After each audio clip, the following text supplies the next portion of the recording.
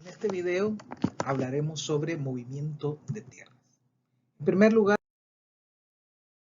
el concepto de movimiento de tierras, movimiento de suelos. Son operaciones para modificar la condición natural del terreno para adecuarlo a las obras que se vayan a construir. Así, por ejemplo, cuando estamos haciendo una urbanización en que hay que mover tierra de un lado para el otro, cortar, rellenar, entonces estamos transformando un terreno rural en urbano.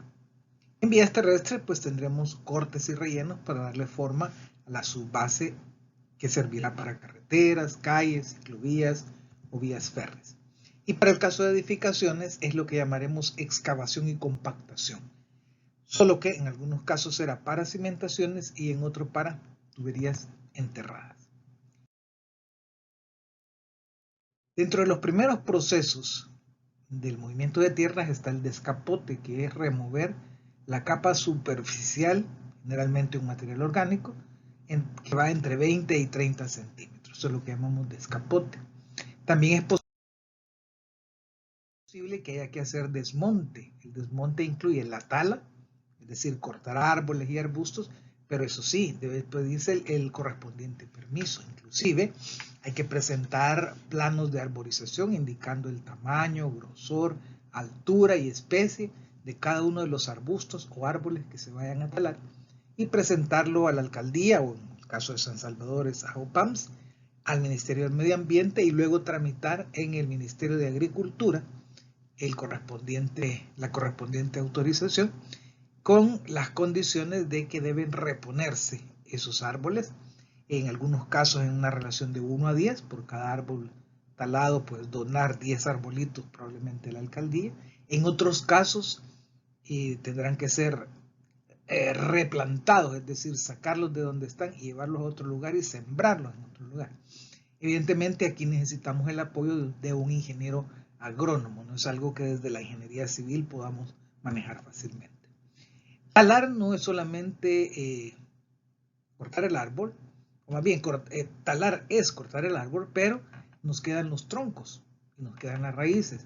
De ahí viene el destronconado y el desraizado, que muchas veces es más caro el desraizado que la misma tala de los árboles. Todo este desalojo de material debe ser colocado en un sitio autorizado por Ministerio de Obras Públicas y Ministerio de Medio Ambiente. El abundamiento es uno de los factores que más nos van a incidir en el cálculo de costos. Este abundamiento es el incremento en el volumen de vacío generados por la separación de las partículas durante los diferentes movimientos que le hagamos. Por ejemplo, en la fase de excavación, o en la fase de carga, o en la fase de transporte, o en la fase de compactación. Veamos en este caso una excavación en tierras muy frecuentemente. Podemos tener 1 metro cúbico de material en su condición original. Todo esto son volúmenes aparentes, por supuesto. Una vez que ese material es cortado y cargado al medio de transporte que sea, digamos un camión de volteo, su volumen puede incrementar entre un 1.2 a 1.3, es decir, un 20 a un 30%. ¿Por qué? Porque se han aumentado los vacíos por estar haciendo ese proceso de corte y carga. Una vez que se llega al lugar que lo vamos a ocupar, el material es vertido. Probablemente ahí disminuye un poco los vacíos y andemos entre un 1.1 a un 1.2. Todo esto referido al volumen aparente 1 en la excavación. Pero cuando ya entra el proceso de compactación, entonces ese volumen tiende a disminuir, puede ser 1.9, 1.95. Entonces hay que tomar en cuenta dónde estamos considerando nuestro volumen. ¿Es un volumen en condición natural o es un volumen ya compactado? Porque la diferencia en cantidades y por lo tanto en costos será importante. En la otra imagen está el caso de excavación en roca, que si ustedes ven en la roca hay una relación más amplia, digamos que 1 metro cúbico de roca en banco, o sea en su condición natural, una vez que ha sido demolido o removido por voladura, es decir, dinamitado, si quieren ustedes, puede duplicarse el volumen. Una vez se carga en los camiones puede estar en el orden de un 25 a un 50%, y luego cuando entra la fase de trituración, pues generalmente estas rocas se llevan a una planta de trituración para fabricar gravas, por ejemplo, podemos andar en 1.30 de volumen. Entonces, ese factor de abundamiento no es un factor único, no es un factor mágico, sino que depende de la naturaleza misma del material, de la composición físico-química, del tipo de suelo que sea, pues no es lo mismo un material limo arenoso que un arcilloso o que una roca, y por lo tanto los valores más confiables serán los que vendrán de laboratorios. Sin embargo, nosotros necesitamos de alguna manera tener algunas referencias, y para ello vamos a usar expresiones bastante conocidas, como por ejemplo definir el factor de abundamiento como la relación entre B, que sería el volumen suelto del material, o volumen aparente, tal y como lo estudiamos en materias de construcción cuando hablamos de granulometrías y de pesos específicos, densidades, etcétera, de los agregados, solo que ahora aparece el concepto volumen compactado. Entonces, el factor de abundamiento es una relación entre el volumen suelto y el volumen ya compactado, donde se le ha disminuido el volumen de vacíos.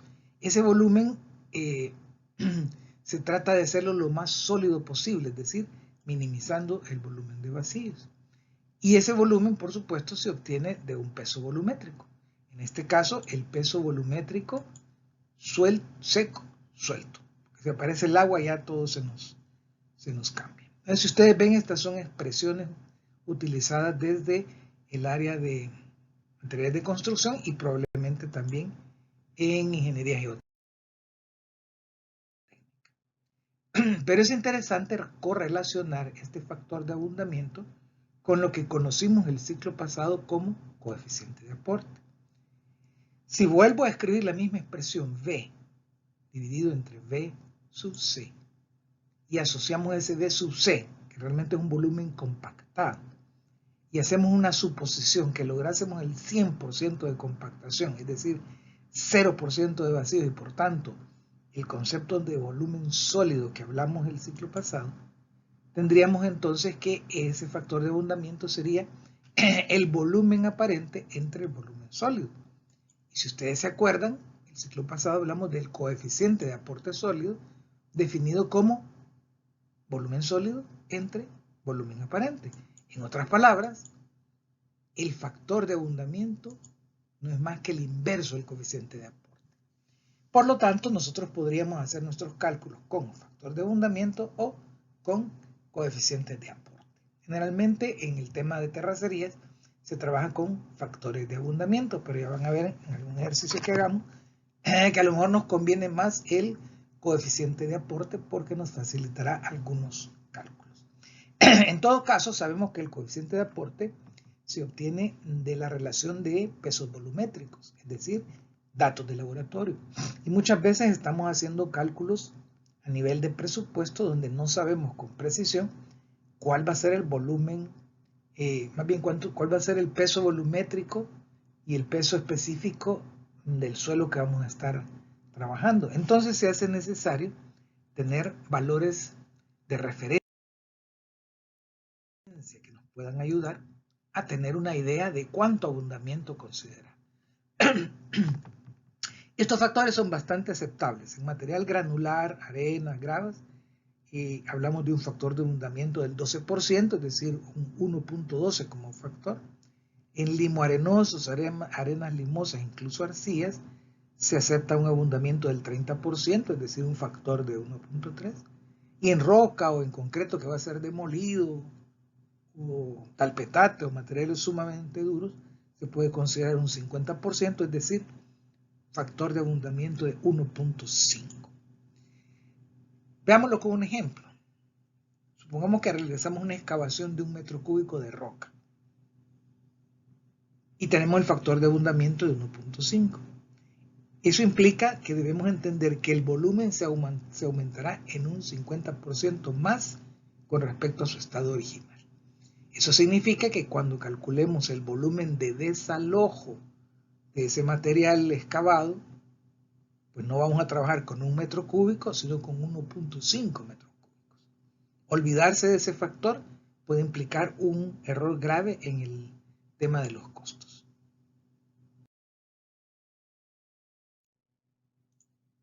Si lo vemos a nivel esquemático, para poder terminar de comprender este concepto del abundamiento, piense en una excavación. Supongamos que estamos haciendo una excavación en un terreno natural, digamos, para una cimentación, y vamos a sacar 1 metro cúbico de material, de su estado natural.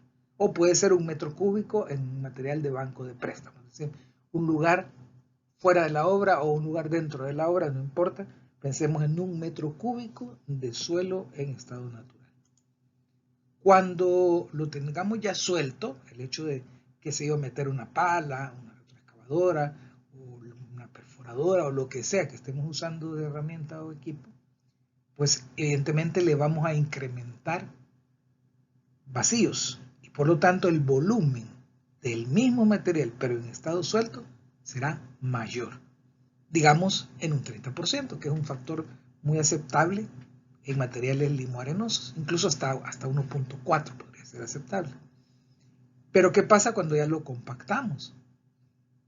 Si ese mismo material en estado natural lo sacamos y después lo compactásemos, no vamos a regresar al metro cúbico original, vamos a obtener menos, en este caso 0.9.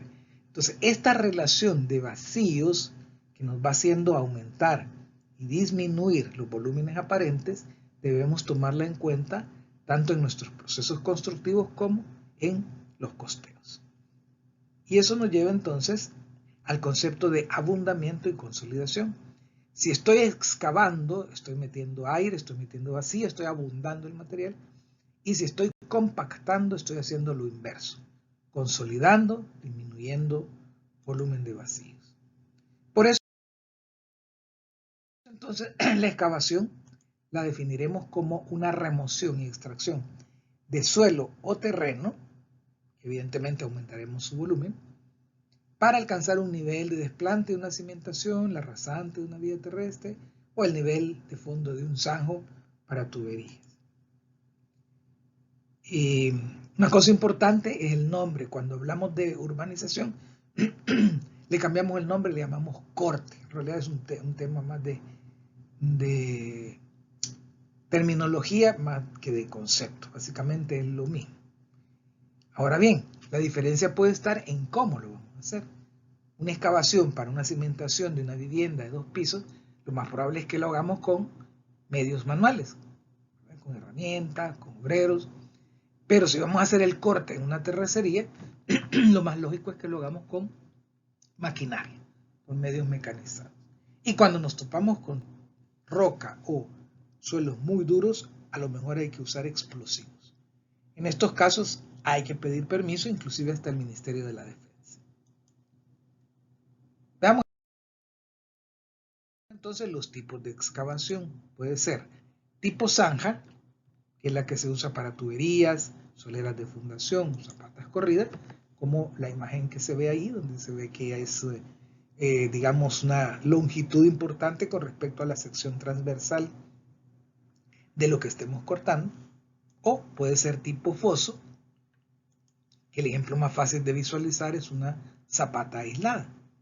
Es una excavación más puntual, donde la relación de profundidad es la que nos va a hacer que el proceso sea un poco más lento en el caso de una zanja. También es importante que tomemos en cuenta que muchas veces hay que hacer la excavación escalonada o inclinada por razones geotécnicas, básicamente, que no se puede, si no se puede sostener un corte vertical, a lo mejor se puede hacer inclinada o incluso escalonada. Por supuesto está la opción de protegerlo a través de un además. Y también combinarlo. Por ejemplo, en esta última imagen vemos una excavación escalonada, pero también con además.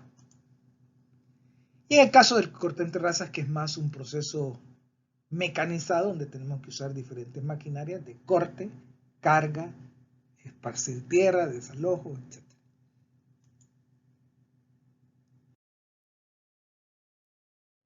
Si estamos hablando de una excavación manual, pues usamos herramientas como son carretillas, palas, piochas, azadones, etc. En la excavación mecanizada puede haber una combinación de equipos e incluso combinación de equipos, de máquinas con herramientas. Por ejemplo, en estas imágenes que se muestran acá, aquí estamos viendo un proceso mecanizado. Vemos aquí una excavadora y vemos acá unas excavaciones tipo foso, pero de dimensiones bastante importantes. Esa es la razón por la cual el contratista decidió hacerlo con equipo. Sin embargo, en la foto de la derecha se ve que también se está usando obreros con herramientas para perfilar la parte del fondo de esta excavación. Para que tengan una idea, estas fotos corresponden al edificio de aulas D. Y observen también para sus cursos de geotecnia y de geología la estratigrafía de los suelos de Antiguo Cuscatlán, donde pueden ver diferentes capas. Entonces podemos usar excavación manual, mecanizada y combinación. También importante saber que existe el concepto de sobreexcavación. Esta es una excavación adicional a lo que llamamos el nivel de desplante. El nivel de desplante es esta profundidad a la cual vamos a llevar el fondo de la excavación, porque justamente aquí en este fondo vamos a construir una cimentación, o puede ser también una tubería, pero digamos que fuera una cimentación. Imaginémonos que fuera una zapata la que va a estar acá. Entonces tratamos siempre de utilizar el borde de la excavación como encofrado para ahorrarnos evidentemente ese encofrado.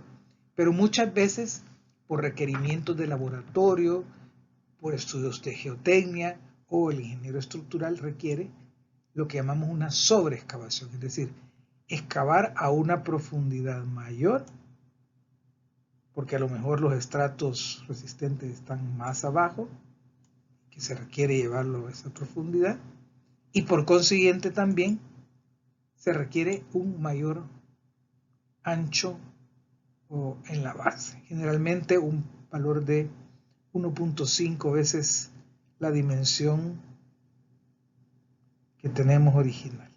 Digamos que si esta fuera una zapata de 1 por 1, pues haríamos una sobreexcavación de 1.5 por 1.5.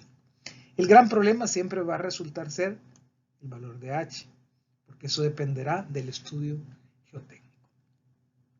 Eso entonces el concepto de sobreexcavación. También hay que tomar en cuenta el nivel freático. La presencia del agua nos va a complicar el proceso constructivo. Por eso hay que establecer excavación en seco, cuando la humedad es poca, excavación en material saturado, cuando hay cierta cantidad de humedad con o sin presencia de nivel freático, y excavación en presencia de agua, que ahí sí se nos obliga a lo mejor hacer el bombeo de esa agua o construir con procesos más complicados.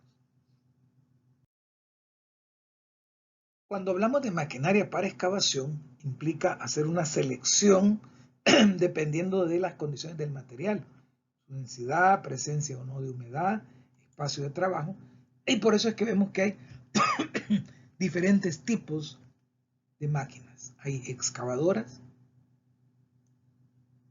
como esta, retroexcavadoras, que es cuando lo llevan en la parte de atrás, generalmente combinado con cargador. Aquí vemos que este aparato está por un lado tiene la parte de la cuchara para cargar o arrastrar y cargar, y por la otra la parte de la pala excavadora. También podríamos tener la condición de trabajar en el agua, entonces nos lleva a equipos como este, que es una draga o dragadora montada en un barco prácticamente. También pueden haber taladros combinados con equipo mecanizado, es decir, adaptar un taladro a un tractor, o bien el clásico mini cargador, que es muy versátil porque tiene diferentes aditamentos que nos pueden servir para diferentes procesos. El concepto de compactación y consolidación, importante aclararlo porque esencialmente la consolidación es la disminución del volumen de vacíos, es decir, el acercamiento de las partículas de suelo. Cuando se realiza artificialmente aplicando energía mecánica, es lo que llamamos compactación o relleno, cuando metemos una máquina a compactar. Cuando es un proceso natural, por cargas sobre masas de suelo, generalmente en suelos arcillosos saturados, eso ocurre en un periodo de tiempo más largo y es lo que se llama consolidación, que es lo que ustedes deben estar estudiando en ingeniería geotécnica. Esencialmente estamos hablando de que un suelo en su condición natural va a tener un volumen de vacíos mayor que cuando le aplicamos una compactación, porque lo que hacemos es disminuir el volumen de vacíos. En consecuencia, bueno, y manteniendo el volumen de sólidos, por supuesto. En consecuencia, el volumen de vacíos en el primer dibujo es mayor que en el segundo. La densidad del primero es menor que la del segundo, porque el volumen de vacíos es mayor que en el segundo. ¿Qué es lo que andamos buscando al hacer una compactación? Es precisamente disminuir el volumen de vacíos. Ese es el objetivo central de lo que llamamos compactación o relleno. Es una consolidación artificial, ya sea de un material excavado o un material de lo que llamamos banco de préstamo, un material que venga de fuera de la obra. Y en el caso de las urbanizaciones lo usamos pues para sacar niveles de terraza. Y en el caso de cimentaciones puede ser para mejorar la condición del material o para confinar cimentaciones e igualmente para tuberías. Entonces podemos tener compactación por medios manuales y por medios mecanizados. Si fuera por medios manuales, pues tendríamos un proceso en el cual dependemos del rendimiento del obrero.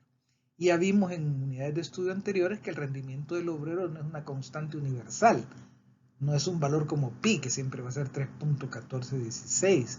Eso varía dependiendo de muchas condiciones y por lo tanto entramos en la incertidumbre de los cálculos. Es recomendable entonces que hagamos uso de compactación manual en cimentaciones poco profundas o con espacio de maniobra reducido. En el caso de terrazas o vías terrestres, la compactación manual hay que restringirla lo más posible a puntos donde no hay tránsito vehicular intenso y en zonas donde el acceso de una máquina puede ser complicado. Las herramientas básicas son el pisón, ya sea de metal o de concreto, y en algunas ocasiones una especie de barril con un maneral, una especie de rodo muy rudimentario que nos puede servir como un compactador. Pero no es lo mismo que una compactación mecanizada, donde tenemos mucha mayor energía y mucha mayor calidad. Dentro de los equipos más usados en El Salvador tenemos equipos ligeros como la vibrocompactadora conocida como bailarina, que es la que están viendo en esa imagen. Esa es operada por un obrero y le va dando golpes y va saltando sobre la tierra. O bien un rodillo vibratorio que ya se ocupa cuando hay más espacio disponible. La bailarina se ocupa en espacios más reducidos. Luego, ya como equipo pesado, podemos usar el rodo pata de cabra, que se llama pata de cabra por la forma de ese tambor que tiene como incrustaciones y que es adecuado para suelos granulares, inadecuado para suelos arcillosos.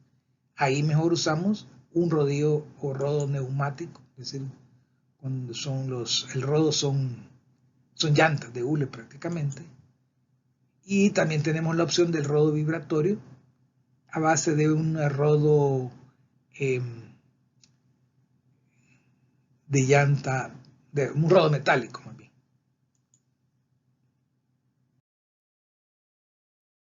La compactación entonces se llama relleno, ya sea volcado o compactado, cuando lo estamos usando en terracerías, como la figura a la derecha arriba, y le llamamos relleno estructural cuando vamos a cubrir una cimentación. Por ejemplo, acá, todo este material que estamos viendo colocado acá, todo esto, sería entonces el relleno compactado que va a estar tapando esta cimentación.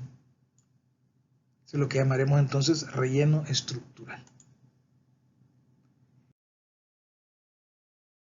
Puede darse el caso también que tengamos que hacer restitución de suelos. Digamos, si se da la sobreexcavación es porque hay que sacar el material inadecuado y rellenarlo con otro material. Puede ser material de banco de préstamo, es decir, un material adecuado para compactar previamente autorizado por el laboratorio de control de calidad.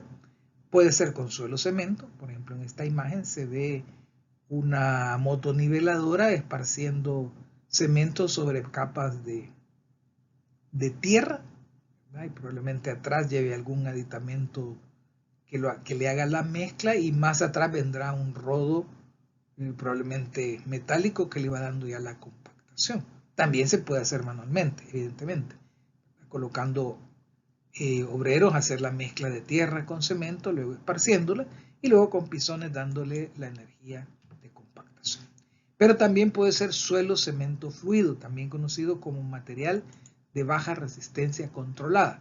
En El Salvador le ponemos un nombre que no es correcto técnicamente, que es lodocreto.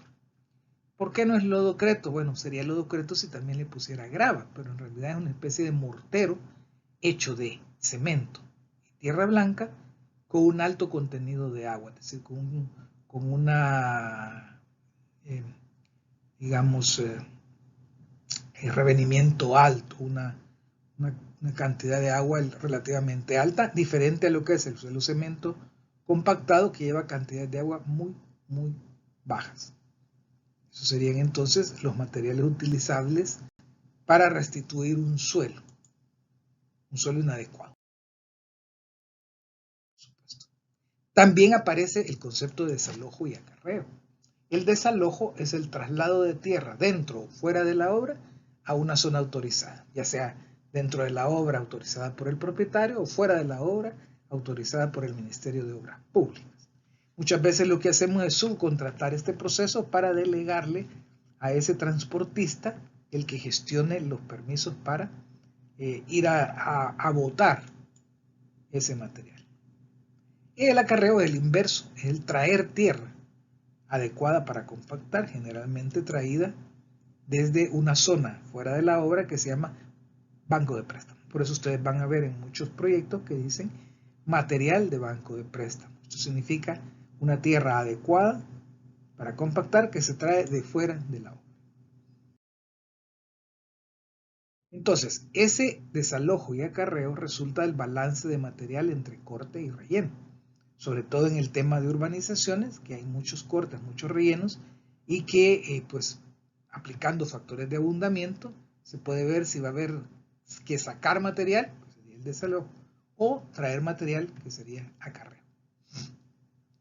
El material, que cuando se trae material, les decía hace un ratito, de fuera de la obra y verificado por el laboratorio, se le llama material de banco de préstamo.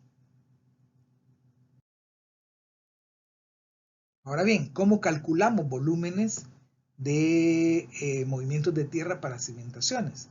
Esto ya está estudiado en la unidad 4, parte 1. Ahí he tomado una imagen de la presentación. Pero básicamente, si lo sintetizamos, la excavación en cimentaciones es un cálculo de volúmenes según medidas de plano. Luego hay que calcular volúmenes de concreto enterrados para poder calcular el relleno estructural, es decir, que es un tema de cuidado geométrico, trabajado, eso sí, con las medidas teóricas de los planos. No podemos amplificar esos volúmenes, aunque tengamos inoperancias, desperdicios, etcétera, porque esto constituye lo que llamamos un entregable. Nuestros entregables se basan en las medidas de los planos. Entonces, el relleno estructural lo calculamos con el volumen de excavación menos el volumen de los elementos enterrados. Ahora bien, se pueden presentar dos casos para estos cálculos de volúmenes. Si consideramos que el material excavado no puede ser usado en compactación por ser inadecuado para las cimentaciones, que eso nos obligaría a desalojarlo completamente y traer material de banco de préstamo, y eso depende evidentemente de la estratigrafía del suelo, de las propiedades mismas de capacidad de carga para que esta cimentación se equilibre con una resistencia o capacidad de carga que puedan tener estos suelos. Si eso no se consigue, es decir, si está previsto que no va a ser posible usar esos materiales, pues vamos a tener que desalojarlos y traer material de fuera. Pero también puede ser que el material excavado pueda usarse en compactación, porque a lo mejor es adecuado. Eso quien nos lo dirá será el laboratorio de material. Entonces veamos algunos cálculos para la condición que fuera un material inadecuado y que tuviésemos que traer material de banco de préstamo. Considere un caso de una cimentación, pudiera ser una zapata, cuyas medidas son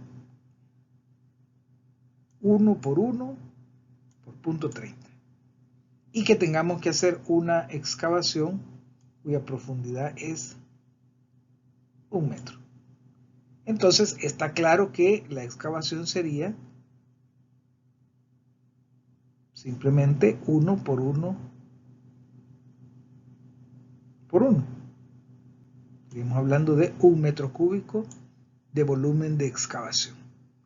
Si calculamos el volumen de la zapata es 1 por 1 por punto 3. Y si calculamos la columna enterrada, la parte de la columna que va enterrada, sería punto 3 por punto 3 por punto 7.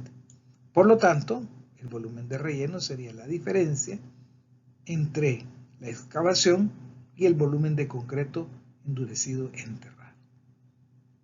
¿Ok? Entonces, si tenemos que desalojar ese metro cúbico de tierra excavada, en realidad, cuando le paguemos al transportista, le vamos a pagar 1.3 si el factor de abundamiento es 1.3. ¿Por qué? Porque la tierra, al hacer la excavación, le hemos abundado, le hemos aumentado vacíos. Entonces, en nuestros costos tenemos que considerar un incremento de volumen. E igualmente, cuando compactemos, vamos a tener que traer más tierra de lo que es el relleno. El relleno es 0.637. Y supongamos que el factor de abundamiento de esa tierra que vamos a traer fuese 1.4. Entonces vamos a necesitar un poco más de tierra, en este caso 0.89. ¿Dónde está la importancia de estos números? Si usted calcula, voy a poner el caso del relleno, calcula el volumen de relleno para su presupuesto, donde evidentemente la cantidad es la que hemos calculado acá, 0.637, pero en su costeo usted dice, necesito 0.637 metros cúbicos de tierra que valen, por decir algo, $10 metro cúbico, pues usted estará considerando $6.37 de tierra, cuando en realidad va a necesitar un volumen mayor, va a necesitar comprar 0.89, que serían $8.9 metro cúbico. O sea que ya tiene usted ahí una diferencia como de 2 y algo dólares por metro cúbico. Claro, usted me dirá, mire, pero ese errorcito de 2 metros cúbicos, pues no pasa nada. Sí, pero ¿qué tal si el volumen de relleno es 1000? Ya no son $2, sino que son $2000. Eso es importante entonces tomarlo en cuenta, el impacto del factor de abundamiento en nuestros cálculos de volumen. Ahora bien, veamos el caso si se utiliza el mismo material excavado para ser utilizado en compactación y supongamos que trabajamos con los mismos factores, que puede ser la misma tierra, pero lo que ocurre es que cuando ya hablamos de compactación, el factor puede ser mayor porque evidentemente disminuimos más los volúmenes. Entonces, el desalojo sería la diferencia entre lo excavado menos el relleno, pero multiplicado por el factor de abundamiento. En este caso está dando casi 0.41 metro cúbico. Pero aprovechemos este ejercicio para verlo desde el enfoque de un coeficiente de aporte, que puede ser quizás más ilustrativo y congruente con lo que estuvimos el ciclo pasado. Sabemos que el coeficiente de aporte es el volumen sólido entre el volumen aparente y por lo tanto el volumen sólido es el coeficiente de aporte por el volumen aparente. Es lo mismo que hacíamos con los concretos y los morteros. Entonces, supongamos que el volumen sólido fuese el volumen de relleno, bajo el supuesto de que lograse un 100% de compactación, es decir, un 0% de vacíos, y por eso le hago la analogía hacia un volumen sólido, que no es cierto porque es difícil conseguir un 100% de compactación. Entonces, si estamos trabajando con un factor de abundamiento de 1.4, esto correspondería a un coeficiente de aporte de 0.71. Si lo vemos entonces como un coeficiente de aporte, diríamos que el volumen aparente que yo necesito es el volumen teóricamente sólido entre el coeficiente de aporte y obtengo este valor de 0.8918 metros cúbicos. Esto es entonces lo que sería el volumen de material que necesito, material suelto que necesito para lograr el volumen de relleno. Es decir, para poder compactar 0.637 metros cúbicos necesito tener 0.8918 metros cúbicos de suelo suelto. Entonces, si calculamos el desalojo, pues sería ese suelo suelto excavado que ya teníamos calculado, menos el suelo suelto que acabo de calcular, que es el que necesito para compactar. Si el suelo suelto excavado era 1.3, que era con lo que habíamos comenzado el ejercicio, ¿verdad? Un factor de 1.3 multiplicado por 1 metro cúbico, da 1.3 metros cúbicos, eso sería el material suelto excavado. De ese 1.3 metro cúbico voy a agarrar el material suelto que necesito para hacer el relleno, que en este caso es este valor de 0.8918. Entonces la diferencia, esto es lo que necesito desalojar.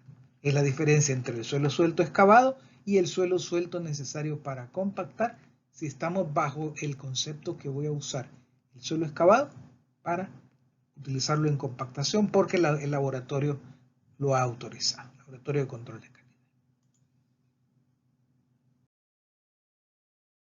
En el caso de tuberías, eso fue lo que hemos visto para cimentaciones, pero es válido también para tuberías. Lo que pasa es que en las tuberías a veces los diámetros son tan pequeños que optamos por considerar que el volumen de excavación es igual al volumen de compactación. Por ejemplo, en diámetros de 2 pulgadas, media pulgada, qué sé yo, es muy pequeñito el volumen. Tal vez de 4 pulgadas para arriba valdría la pena descontar ese volumen de tubería al efecto de tener el volumen de relleno. Pero acá en el problema de las tuberías, a veces lo que es más difícil es establecer una relación entre la profundidad del zanjo y el diámetro de la tubería y el ancho de la excavación. En esta tabla tengo entonces esos parámetros. Tenemos en primer lugar en esta columna el diámetro de las tuberías en pulgadas o en centímetros. En estas diferentes columnas tenemos las profundidades. Estas que tenemos acá son las profundidades. Y todos estos valores que están en medio de la tabla son los anchos. Anchos libres. Entonces imaginemos que tuviésemos una tubería de 6 pulgadas con una profundidad qué sé yo, de 1,50 de profundo, entonces el recomendable es un ancho de 60 centímetros. Entonces esto puede ser un parámetro importante para definir anchos y profundidad. Evidentemente, si la tubería es de drenaje, esta profundidad H es variable y dependerá de la pendiente. Entonces hay que hacer un pequeño análisis tipo isométrico para ver la profundidad promedio o tomar ramales con distinta profundidad. En el caso de terracería, que lo habrán visto ustedes en topografía, el balance entre corte y relleno se logra buscando esto que se llama la línea de compensación. Dependiendo de los volúmenes que se consigan de lo que son los cortes y los rellenos, que se pueden calcular a mano o se pueden calcular en una hoja de Excel o se pueden calcular con el Civil 3D, se busca entonces cuál es la línea en la cual se balancean los cortes con los rellenos. Evidentemente esta línea no siempre coincide con el nivel de proyecto, entonces hay que jugar un poco entre el movimiento de masas de tierra, los niveles de proyecto con la arquitectura, las pendientes de las tuberías, entonces un proceso iterativo para determinar qué es la condición óptima. En el caso de un presupuesto ya tenemos definidos los niveles, pues básicamente es establecer para qué nivel tiene el proyecto y entonces nos va a salir si hay que desalojar o hay que acarrear. Supóngase que esta fuera su nivel de proyecto, es evidente que va a tener muchísimo más volumen de corte que de relleno y entonces aquí le va a salir a través del volumen, el cálculo del volumen, cuánto es el material a desalojar, al efecto de calcular sus cantidades de obra. Otro fenómeno que ocurre en el movimiento de tierra son las fases de carga y descarga, que son las etapas del manejo de la tierra. Evidentemente el costo y el tipo de equipo dependerá mucho de la distancia, las condiciones también que se consideren en la carga y en la descarga, con qué equipos, si con camiones de volteo, si voy a usar una retroexcavadora, si lo voy a hacer con obreros, etcétera. Son decisiones que hay que tomar a nivel de planificación. Si la carga es manual, pues prácticamente es energía humana y herramientas. Y otra vez caemos en los rendimientos. Aquí tenemos una imagen donde está un personaje cargando un camión de estaca. ¿Cuánto se tardará este señor y el otro que está atrás en llenar ese volumen? Pues quién sabe, tendríamos que tener datos históricos. Si lo hacemos con maquinaria, entonces dependerá de la productividad de la maquinaria. Por ejemplo, acá vemos una imagen donde la carga se está haciendo con con un cargador que lanza, que mueve el material y lo coloca en la cama de un camión de volteo. Ese camión de volteo luego lo lleva hasta el punto de descarga y simplemente levanta la cama del camión y descarga el material. Evidentemente este proceso es más rápido, pero más costo, entonces habrá que hacer un análisis de ingeniería económica para ver qué es lo que nos conviene.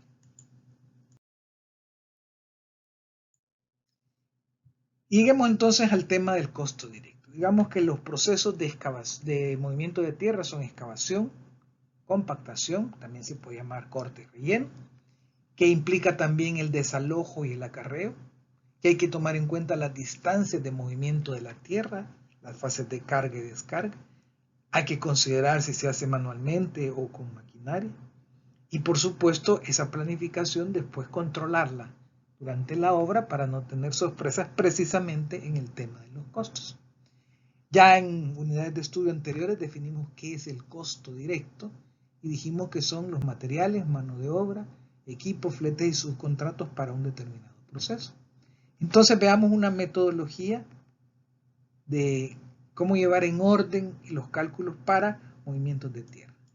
Lo primero es comprender el proceso. Si no tenemos claro el proceso, no vamos a poder definir las actividades y recursos que requiere el proceso. Es decir, qué máquinas, qué personas, echar mano de experiencia histórica, datos, y hacer entonces una planificación de las actividades para identificar recursos. Los recursos son físicos y humanos. Con esto ya podemos calcular las cantidades de materiales, recordando que hay que tomar en cuenta desperdicios y considerando que ya lleve incluido el flete y el tema del IVA. Hemos dicho que a partir de la unidad 5 vamos a trabajar todos los precios de materiales sin IVA como si fuésemos contratistas, lo cual no quiere decir que no lo podamos hacer para un viviendista, que es pues regresar a los precios e incorporarles el IVA. El costo de la mano de obra hay que considerar si son obreros por hora, si por día. En estos temas de movimiento de tierra se usan muchos auxiliares, entonces probablemente la lógica sea pago por día y tener rendimientos. E incorporar, por supuesto, las prestaciones sociales. Luego está el cálculo del costo de la maquinaria, la herramienta y el equipo de protección personal. Aquí nuevamente tomaremos decisiones si es una máquina, si la vamos a alquilar, si la vamos a comprar, si vamos a subcontratar. La herramienta hay varias formas de incorporarla al costo, puede ser con un porcentaje de la mano de obra o con un porcentaje sobre el valor de adquisición. Igual los equipos de protección personal les podemos dar el mismo enfoque de las herramientas, inclusive muchas veces los unimos, porque quebrarse la cabeza haciendo un análisis de ingeniería económica para un par de botas, por ejemplo, pues carece de sentido. Siempre conviene verificar que el precio de los materiales y equipos incluyan el flete para que no nos llevemos sorpresas de que se nos olvidó el costo del traslado de esos recursos físicos. Y tomar en cuenta que en algunos procesos se considera conveniente contratar servicios a la manera de un subcontrato. Por ejemplo, lo que hablábamos hace un rato de los desalojos. Hacer el desalojo con equipo propio, averiguar dónde hay un botadero, ver que nos autoricen, si hay que pagar, considerar ese pago correspondiente. Pues a veces sale más conveniente subcontratar y decirle a una empresa de transporte, dame precio por metro cúbico de desalojo de tierra inadecuada. Entonces son decisiones que afectan a los costos directos. Entonces decíamos que la clave para el costeo es establecer actividades y recursos. Entonces comenzamos por definir el proceso constructivo. Y definir el proceso constructivo significa comprender la información, analizar qué disponemos, qué nos falta, qué hay que investigar, etc., para luego definir los recursos que necesitamos para el proceso. Básicamente los recursos son recursos físicos como materiales primarios, materiales secundarios, materiales reutilizables, herramientas, maquinaria. Luego está la parte de los recursos humanos, como son obreros calificados u operarios de máquinas, obreros no calificados, tener datos de los rendimientos y, por supuesto, las correspondientes prestaciones sociales. Hagamos un ejemplo. Evidentemente no vamos a poder hacer todos los casos posibles, pero un ejemplo ilustrativo nos puede mostrar las dificultades que podamos tener cuando calculemos un costo unitario. Y vamos a hacer el caso de un costo unitario de una compactación con suelo cemento. La proporción va a ser 1:20, es una proporción en volumen, es decir, una parte de cemento, 20 partes de tierra, generalmente es tierra blanca tipo limo-arenosa o areno-limosa, certificada por laboratorio, claro está. Es un material de banco de préstamos, es decir, viene de fuera, y se va a exigir un factor de compactación del 95% de la densidad máxima. Eso significa que estaríamos aceptando un 5% de vacíos como máximo. Veamos entonces cuáles serían las actividades y los recursos. Esta es la clave del costeo. El costeo en sí es multiplicar y sumar, pero las consideraciones básicas están en esto. Recomiendo que en sus primeros cálculos de costos directos hagan una tabla como esta, identifiquen actividades, algunas serán no incluidas, como por ejemplo en este caso el trazo. Ustedes sí tengo que hacer el trazo para ver cómo voy a ubicar el suelo cemento, pero tenemos una partida para trazo y nivelación, ya no lo consideramos. Hay que acarrear material de banco de préstamo, lo haremos con un subcontrato, con un transportista. Tenemos otra actividad que es fabricar suelo cemento, Lo haremos con tierra y cemento tipo GU. Aquí viene lo difícil, mano de obra. Aquí el analista dice, bueno, con base en experiencias previas, voy a considerarle 2 obreros no calificados, es decir, auxiliares, más un obrero calificado, que es quizá quien va a manejar una máquina que vamos a ver, y tenemos que buscar un rendimiento, porque si no nos funciona esto, en este caso 7 metros cúbicos al día, lo cual implica 1 metro cúbico por hora. El equipo que vamos a usar, también basado en la experiencia, son palas, carretillas, y se toma una decisión importantísima. La mezcla de la tierra con el cemento lo haremos con una concretera de una bolsa. Aunque la cantidad de agua sea muy pequeña, y de hecho por ahí vamos a dejarla por fuera bajo una cierta consideración, estas mezclas las podemos hacer en una concretera o mezcladora. ¿Por qué? Porque va a ser más uniforme. Si lo hacemos solo con gente, vamos a tener una buena calidad al principio y después, de la medida que se van cansando, pues se va perdiendo energía de mezcla. Entonces, la decisión aquí es usar una concretera de una bolsa. Que por cierto, tenemos ya hecho un cálculo por ahí para el concreto que pudiera servirnos de referencia o buscar precios de alquiler. Hasta este momento no hemos dicho cómo, solo hemos dicho qué recursos necesito para las actividades. Entonces también necesito transportar y colocar la mezcla de suelo cemento en capas. Es decir, que aquí tengo yo que plantearme el proceso. Primero fabrico la mezcla, después la transporto y la coloco en capas y después le voy a meter la energía de compactación para lograr esa consolidación. Entonces, para transportar y colocar la mezcla, también con base en experiencia, se decide poner 2 obreros no calificados. Vamos a suponer que a la misma velocidad que se fabrica, se coloca, ¿verdad? Inicia el proceso, digamos, a las 8 de la mañana, a las 8:15 ya está lista la primera bachada y salimos con la primera colocación. Y que para ese proceso de transporte y colocación, pues vamos a utilizar herramientas como palas, carretillas y baldes. Para la compactación, pues necesitamos la tierra, evidentemente, ya le dijimos, pero para la fabricación ya lo tenemos. Para la colocación hay que ponerle un poquito de agua al irlo colocando, y vamos a ver que es relativamente bajo y despreciable. Y vamos a considerar que vamos a hacerlo con una vibrocompactadora tipo bailarina y que necesito un obrero calificado, un obrero no calificado que vaya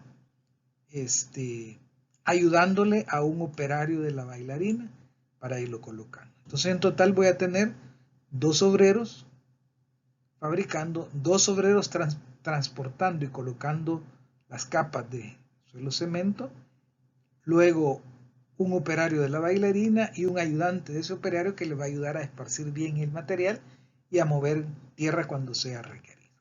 Entonces observe que todas estas suposiciones de mano de obra y estas suposiciones de equipo requieren experiencia, es decir que hacer un costeo directo implica experiencia. Si usted no la tiene, evidentemente la tendrá que suplir con investigaciones, con búsqueda de datos de referencia, y para eso lo mejor va a ser cuando lo haga en su proyecto.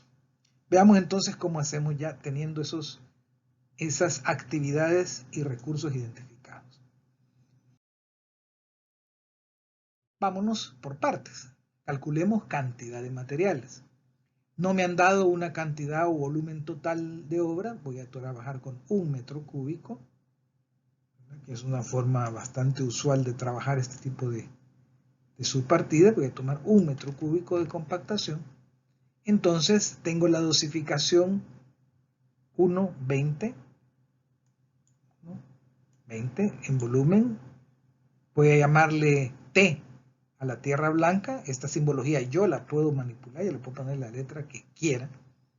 Y entonces voy a definir un coeficiente de aporte del cemento que lo conozco desde el ciclo pasado, que es 0.45, y necesito un dato de coeficiente de aporte de la tierra blanca. En este caso va a ser un dato que voy a tener que suponerlo, evidentemente para un ejercicio de examen o de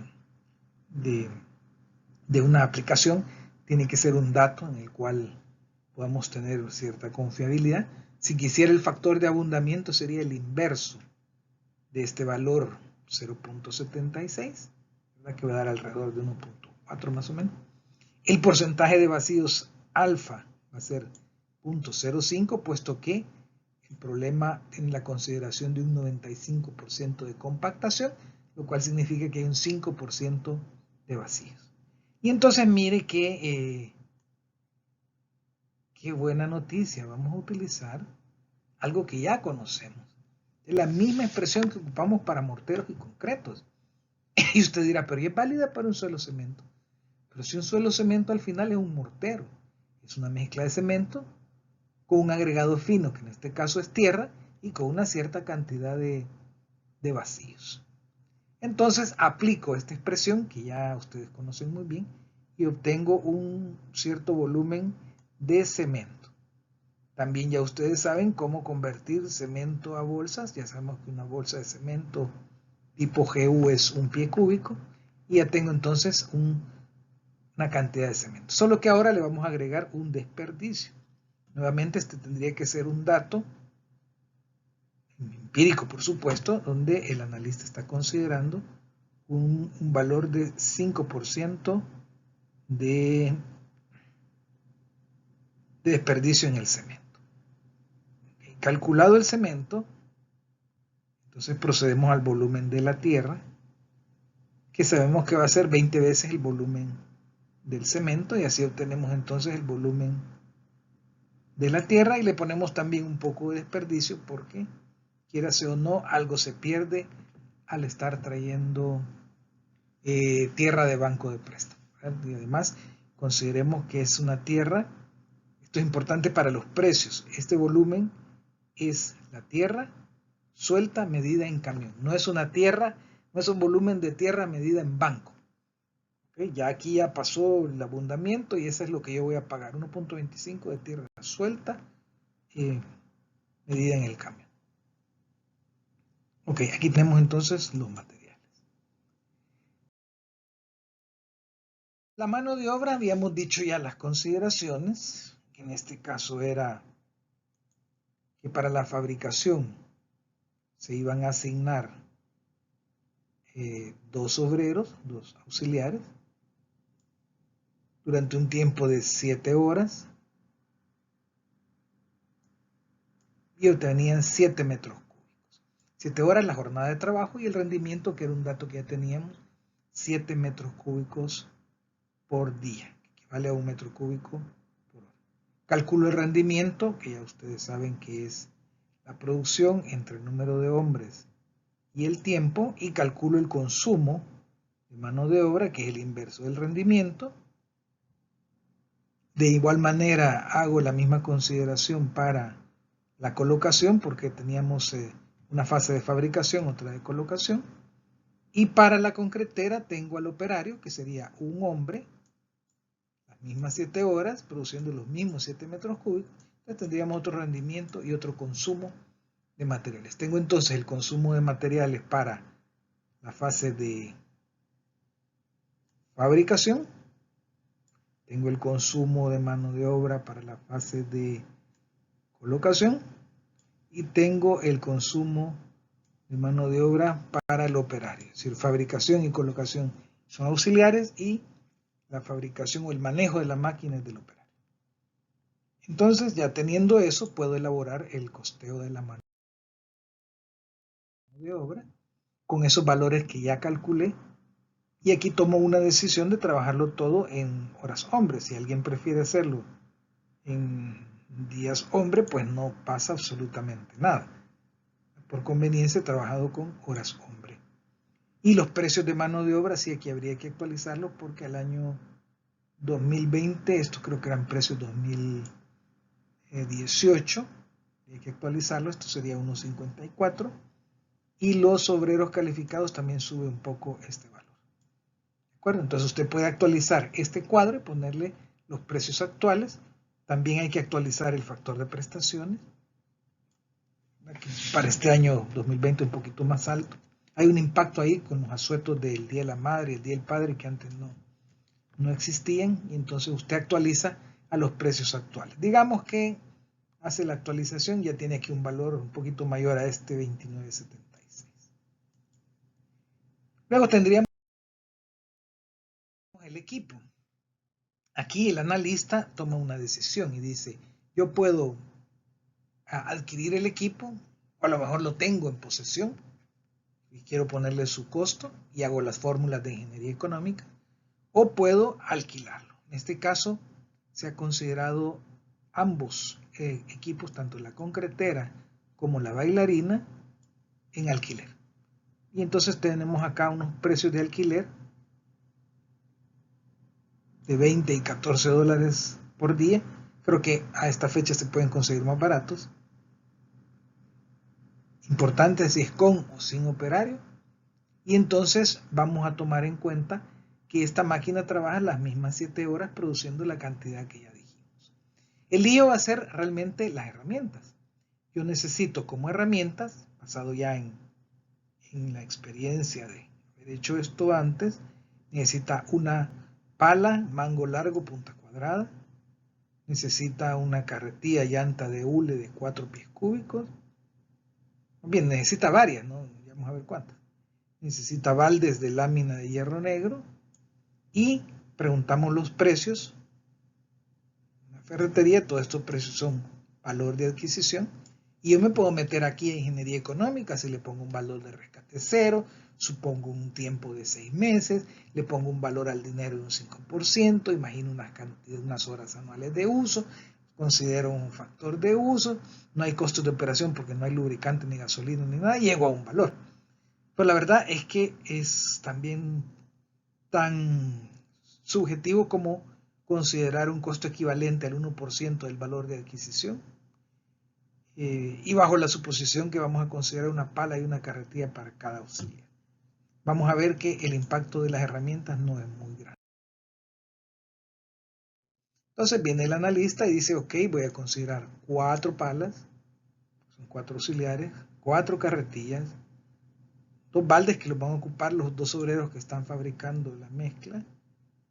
La concretera, pues ya tenemos el valor de alquiler, la concretera y la vibrocompactadora.